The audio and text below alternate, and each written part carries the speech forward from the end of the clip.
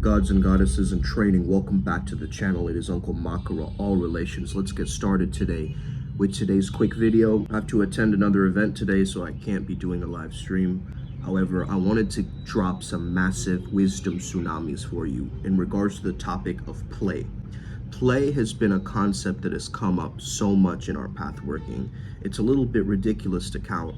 We had this concept earlier at Primal Sutra that we would treat life like jazz.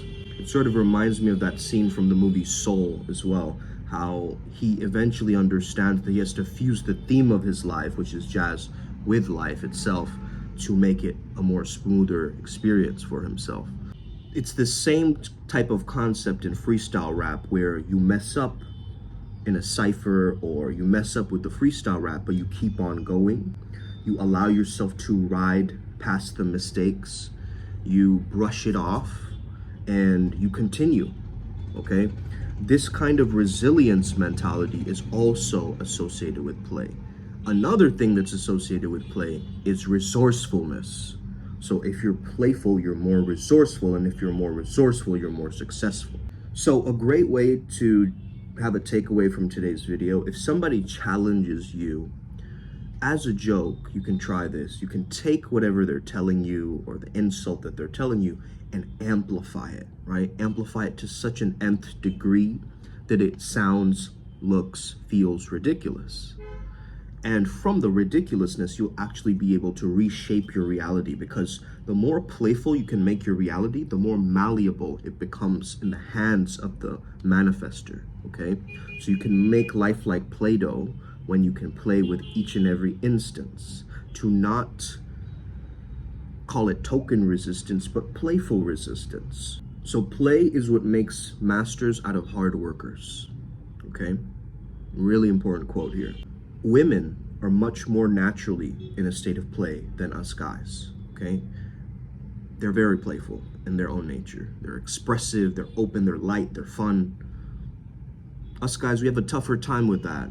You know, really embracing and engaging with that. Also, I see a lot more females in the inner work space, law of attraction spaces, psychology spaces. Comedy is a state of play. I would even say arousal is a state of play, okay? Usually when we talk about play, we think of adult play. By the way, wanna play was the first text message I'd received when I lost my virginity. So that's a big theme of my life, right? Especially in regards to my sensual revolution, okay? As a man, I'd highly recommend you keep this vibe about you, that you're always in the state of play. Therefore, you're always in the state of bliss.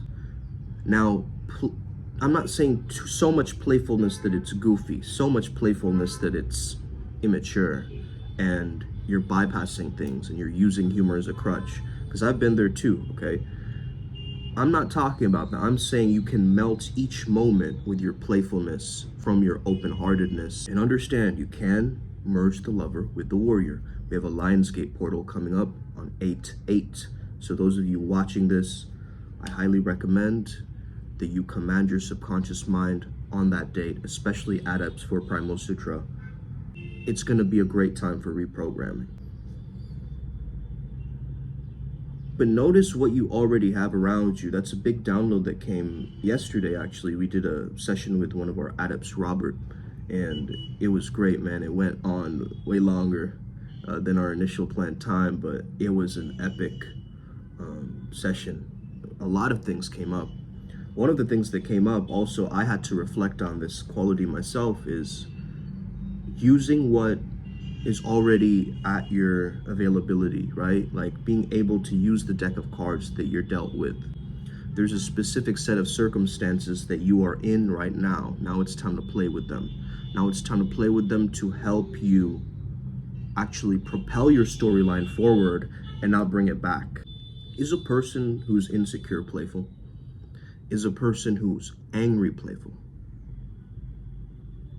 Is a person who's stifled playful?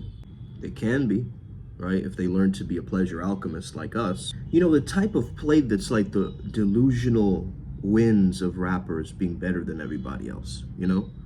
It's that whole David D'Angelo cocky funny from way, way back in the day, right? The thing about play is that it's unpredictable. Therefore, you can ride the wave of the unknown through playing with it. When somebody is just laughing or having a good time, I'm throwing my jokes out, right? I'm not waiting for a response or laughter back. You get what I mean? My self-amusement in play is to such a level where I understand that I've got me. Play is priest and it's beast. We've invented a character, my friends. It's called the priest beast or the priestess beast. It's the push and pull of life, guys. If you see play as a theme of life, imagine you are the push and pull of life. Obviously not in a love bombing way. You just know how to change the intensity of your delivery and polarity.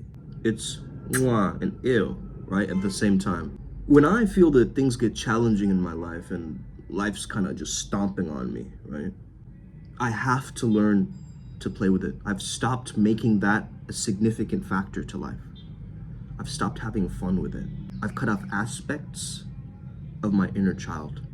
That freedom, that playfulness, that openness, that curiosity. We all know that we want those golden years of youth, right? The energy back. And if you are in a state of play, other people around you will be lowering their anxiety. Why? Because they see you in your authentic self. They see you as you truly are. And as you start to play with the present moment and actually get a sense of humor and amplify and make things funny in your mind, you start to actually change the morphic resonance field around you. With your thoughts, you change the morphic resonance field around you. Men, women want to test you. Why? It's play. It's fun. Don't take it serious. She's testing to see if you are who you really say you are. Are you that guy? Are you gold or gold-plated? You tell me. Are you like the lion who shows he's a lion, but then he's a fake wig mane or whatever? And you take it off and then you're like, oh yeah, I'm just pretending to have a tail. Man, I'm not telling you to be a narcissist, but I am telling you, hey, there's something to autosexuality, right? To be so turned on by yourself. Like, man, okay? No Diddy, obviously, but man. As King of Kerbo would say, she's there to help you pop in to her fantasy land. We have the mundane, boring, day-to-day life. He's not looking for that.